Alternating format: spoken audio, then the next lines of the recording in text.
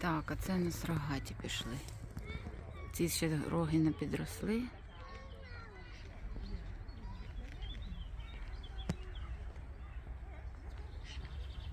Гарні.